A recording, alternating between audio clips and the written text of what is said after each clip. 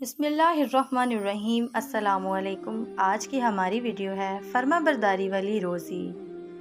گھی والی روٹی بندہ طوطے کو بھی ڈالتا ہے اور چوہے کو بھی۔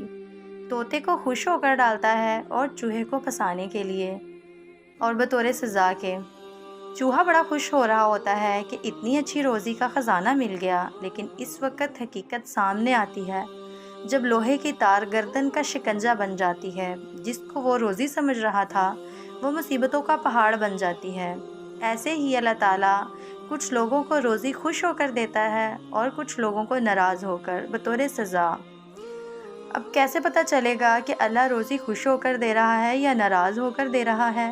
اگر روزی بڑھتی جائے اور ساتھ ہی اللہ کی فرما برداری بھی بڑھتی جائے اور انسان جھکتا جائے اپنے اللہ کے سامنے، تو یہ نشانی ہے اس بات کی کہ اللہ خوش ہو کر روزی دے رہا ہے۔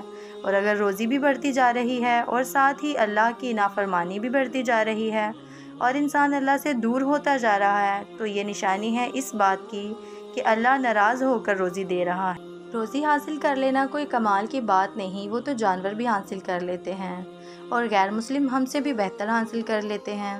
مسلمان ہمیشہ اللہ کی رضا والی روزی حاصل کرتا ہے اور اللہ کی ناراضگی والی روزی سے پناہ مانگتا ہے۔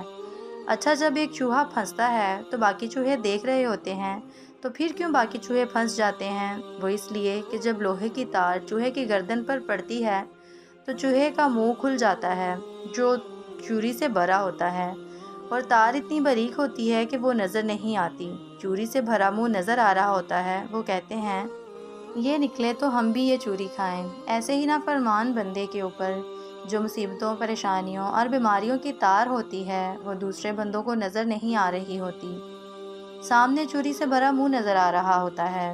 بندے کہتے ہیں اس کا سر نکلے تو ہم پھنسائیں۔